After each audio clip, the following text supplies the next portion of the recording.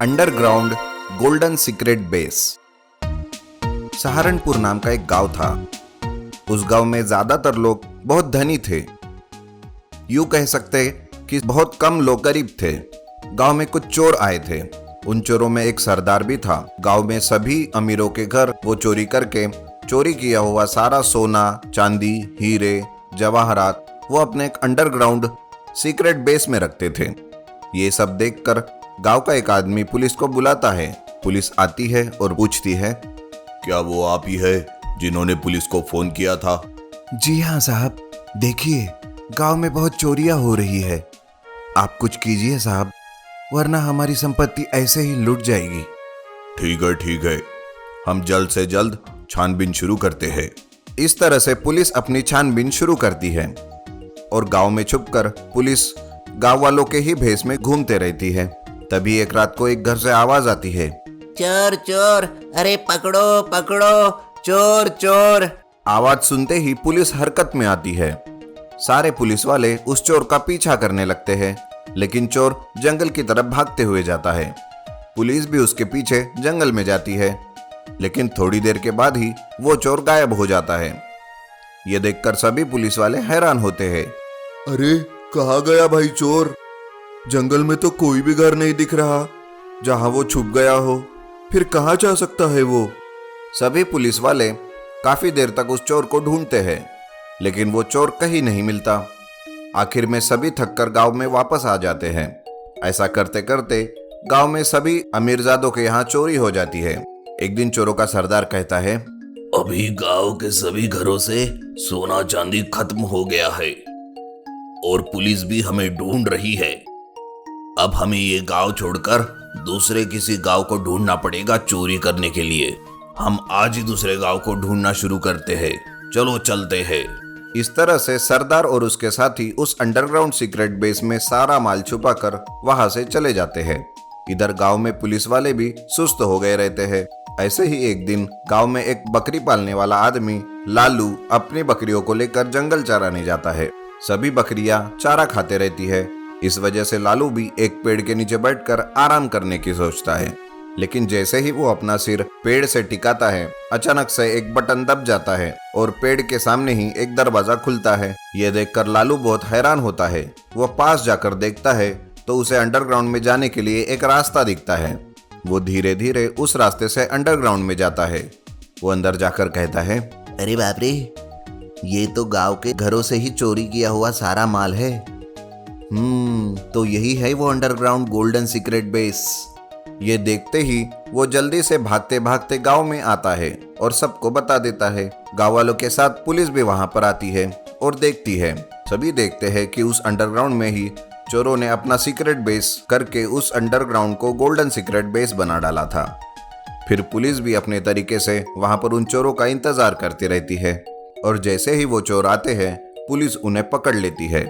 इस तरह गांव वालों से लालू को अच्छा खासा इनाम मिलता है और वो भी अपना जीवन अच्छे से बिताने लगता है। Water tanker. चीतापुर नाम के गांव में राजू नाम का एक आदमी रहता था। राजू बेरोजगार था, कुछ खास नहीं करता था, आवारा की तरह घूमता रहता था। राजू गांव के चौपाल पर बैठकर आने जाने वाले लोगों को सताता रहता था। राजू के पिता बाबूराव उसी गांव में खेत में खेती बाड़ी करके अपना घर चलाते थे। एक दिन राजू चौपाल के पास जाकर बैठा हुआ था। इतने में उसके पिता बाबूराव वहां पहुंचते हैं। क्यों रे राजू, और कितने दिन इस तरह आवारा की तरह घूमता रहेगा? कुछ काम धाम कर सकता है कि नहीं? क्या पिताजी, मुझे काम करना पसंद नहीं है। अब मैं जो काम करना चाहता हूँ वो मुझे मिल ही नहीं रहा है, तो आप ही बताइए कि मैं क्या करूं। इस तरह पिताजी से कहता हुआ राजू वहां से चला गया। कुछ दिन के बाद बाबूराव बूढ़ा हो गया, खेती बाड़ी नहीं कर पा रहा था। बाबू राजू से कहता है, राजू बेटा, कोई काम देख लो। अब मेरे से कोई काम हो नहीं पा रहा है। घर की सारी जिम्मेदारी आज से तुम्हें ही संभालनी है। अगले दिन राजू एक पर्ची देखता है। उस पर्ची में लिखा था, urgently wanted water tanker driver, salary 20,000, contact. Raju ने तुरंत उस पर्ची को देखकर उस नंबर पर कांटेक्ट किया और तुरंत ही उनसे मिलने चला गया। अगले ही दिन से राजू उस वाटर टैंकर को लेकर घर घर जाकर पानी डालने लगा। कुछ दिन इस तरह राजू काम करता रहा। एक दिन राजू का दोस्त रामू राजू से मिलने आता है। क्यों रे राजू, क्या काम कर रहे हो?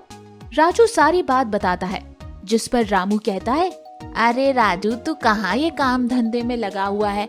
मैं तो गांव वालों को उल्लू बनाकर अच्छा खासा सेट हो गया हूँ। मेरे पास बहुत पैसा है। ये कहकर रामू वहां से चला जाता है। रामू की बात सुनकर राजू के मन में भी लालच आ जाता है। वो सोचता है कि मेहनत करके तो कुछ खास नहीं कमा पा रहा हूँ, क्यों ना चालाकी करूं। राजू के मन में अब लालच आ चुका था। उसने सोचा, क्यों ना पानी के टैंकर को 2 भाग में करके आधा पानी गांव वालों को और आधा पानी ब्लैक में बेच दूं। अच्छा खासा पैसा कमा लूंगा ऐसे। ये सोचकर अगले दिन टैंकर को लेकर एक गैराज के पास गया।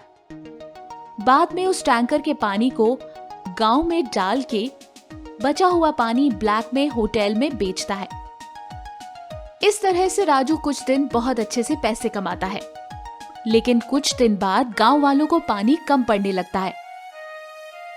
इस वजह से सारे लोग वाटर डिपार्टमेंट में शिकायत कर देते हैं। तुरंत जल निगम वालों को वाटर टैंकर वाले के इस चालाकी के बारे में पता चल जाता है और वो राजू को तुरंत नौकरी से निकालकर जेल में डाल देते हैं। तो इस कहानी से हमें क्या सीख मिलती है? दूसरों की बातें सुनने पर अपना घाटा होता है। Old age home. रंगपुरा नाम के एक गांव में सतीश और सीता नाम के 2 पति पत्नी रहते थे। सतीश और सीता का एक प्यारा सा बेटा भी था। सतीश के घर में उसके पिता राजू भी रहते थे। राजू गांव में छोटे मोटे काम करके अपने बेटे की मदद किया करते थे। कुछ दिन यूं ही बीत गए। एक दिन राजू बीमारी की वजह से खाट पर पड़ा था, इसलिए वो कुछ काम नहीं कर पा रहा था। ऐसे ही कुछ दिन गुजरते गए। राजू अब और बीमार होते जा रहे थे, इसीलिए अब घर से बाहर भी नहीं जा पा रहे थे। इसकी वजह से सीता को उनकी देखभाल करनी पड़ती थी। कुछ दिन तो ठीक रहा,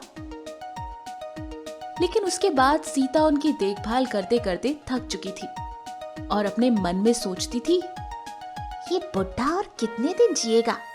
कब मौत आएगी इसको? मुझसे नहीं होता इसकी सेवा करना। ये सोचते हुए कुछ दिन और गुजर गए। एक दिन सीता ने अपने पति से कहा, देखो जी, अब आप अपने पिताजी को देखो, मुझसे नहीं होगा। मैं तो कहती हूँ इन्हें तुरंत किसी वृद्धाश्रम में छोड़ आइए। सीता की बात सुनकर सतीश ने कहा, देखो सीता, अब मेरे पिता बूढ़े हो गए हैं। इस हाल में मेरे पिता को वृद्धाश्रम छोड़ना अच्छी बात नहीं होगी। कुछ दिन सब्र करो ना। सतीश ने इस तरह सीता को कुछ दिन समझाने की बहुत कोशिश करी। फिर कुछ दिन के बाद सीता वही बात अपने पति से दोबारा कहने लगी। इस बार सतीश को कुछ समझ नहीं आया, इसलिए सीता की बात को उसने हाँ कह दिया। अगले दिन सतीश वृद्धाश्रम की जानकारी के लिए घर से निकल गया। तभी सतीश का बेटा उससे पूछता है, पिताजी, मैं भी आपके साथ चलूं? मैं दादाजी के लिए वृद्धाश्रम की जानकारी लेने जा रहा हूँ। वह तुम्हारा क्या काम? पिताजी प्लीज मुझे भी अपने साथ ले लीजिए ना, प्लीज पिताजी प्लीज। बेटे के इतने जिद करने पर सीता ने बोला, अरे तुम अंदर चलो, तुम क्या करोगे साथ में जाकर? जिस पर उसके बेटे ने जवाब दिया, आप मेरे दादाजी को वृद्धाश्रम छोड़ने जा रहे हो, मुझे भी पता करना है उसकी जानकारी। मेरी शादी के बाद मेरी बीबी भी तो वही पूछेगी ना, उसके बाद मैं भी तो आप दोनों को वहीं छोड़ के आऊंगा, इसलिए मैं चाहता हूँ मैं अभी से ही जानकारी ले लूं। बेटे की ये बात सुनकर सतीश और सीता को अपनी गलती का एहसास हुआ। उसके बाद से उन्होंने अपने पिताजी का पूरे दिल से ख्याल रखा। तो इस कहानी से हमें क्या शिक्षा मिलती है? जिस तरह से आप अपने माता पिता का ख्याल रख रहे हैं, आपके बच्चे भी वही सीख रहे हैं।